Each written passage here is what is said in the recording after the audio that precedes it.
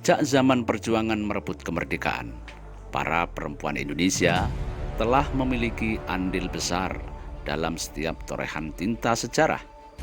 Maka lahirlah para perempuan hebat di zamannya, seperti Tut Nyak Dien, Nyi Ageng Serang, Raden Ajeng Kartini, dan masih banyak lagi para perempuan Indonesia yang namanya tak lekang di putaran zaman.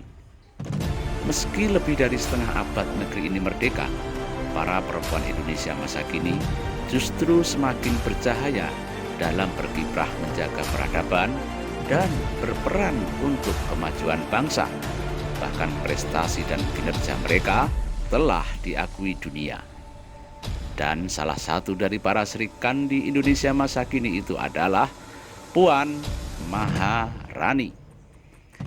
Titisan putra sang fajar Bung Karno, bapak pejuang sekaligus proklamator kemerdekaan Republik Indonesia ini lahir dari pasangan Ibu Megawati Soekarno Putri dan sang ayah Muhammad Taufik Kimas pada tanggal 6 September 1973 dengan nama lengkap Puan Maharani Naksatra Kusala.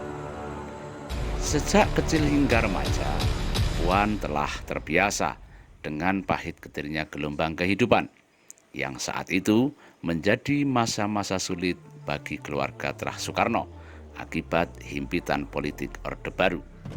Dari sinilah jiwa perjuangannya terbentuk, watak kepemimpinannya ditempa hingga kelak menjadikannya seorang wanita yang kuat dan berjiwa besar seperti ibu dan kakeknya.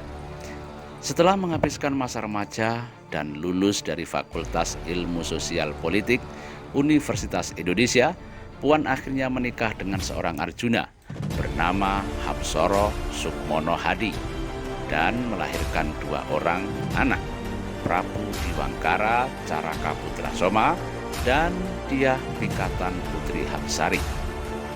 Sejak saat itu pula Puan mulai dituntun oleh sang ayah terjun ke dunia politik, mendampingi sang ibu Megawati membesarkan panji-panji nasionalisme yang telah diwariskan oleh sang kakek Bung Karno. Tidak tanggung-tanggung, di usia yang masih belia di bidang politik, Puan menerima mandat sebagai Ketua Bidang Pemenangan Pemilu, sebuah jabatan yang sangat berat untuk partai sebesar PDI Perjuangan. Sebab di pundak Babibullah, taktik dan strategi partai diuji, utuh atau runtuh dinanti, kalah atau menang menjadi bukti. Berbekal tekad dan semangat yang kuat serta darah kepemimpinan yang melekat, Puan mampu menorehkan prestasi kemenangan double winner, menjuarai pemilu 2014 sekaligus sukses memenangi Pilpres yang menghantarkan Jokowi JK sebagai Presiden dan Wakil Presiden Republik Indonesia. Atas prestasi tersebut, tak heran bila Presiden Jokowi menunjuk Puan sebagai Menteri Koordinator Bidang Pembangunan Manusia dan Kebudayaan Republik Indonesia. Meski demikian, Puan tetaplah Puan. Ia lebih banyak bekerja daripada bergaya, memilih sembunyi dari ekspos media daripada berpose seperti layaknya artis televisi. Sifat inilah yang diwarisi Puan dari sang ibu Megawati. Baginya jabatan adalah amanah yang harus dijalankan, bukan untuk dipromosikan. Inilah yang menjadikan sosok Puan sebagai striker di balik layar yang handal, humanis, dan dinamis, sehingga mampu merajut benang yang kusut serta menjalani kembali putusnya komunikasi.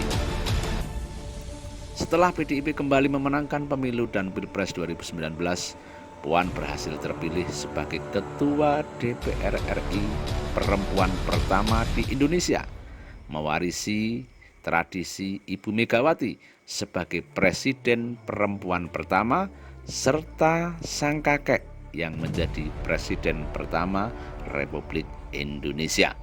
Sebuah jenjang jabatan yang unik dan memiliki makna bunga rampai sejarah istimewa.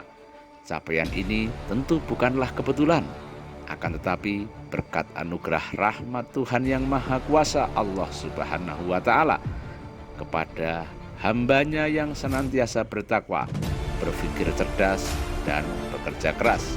Hal inilah yang selalu dilekatkan dalam jiwa seorang Puan Maharani dari kedua orang tuanya. Dari kisah Puan Maharani inilah kita bisa mengambil teladan kehidupan dalam berbangsa dan bernegara sesuai pesan Nabi Muhammad SAW. Wanita adalah tiang negara. Jika baik wanitanya, maka baiklah negaranya. Dan jika rusak wanitanya, maka rusak pula negaranya. Majulah perempuan Indonesia, merdeka!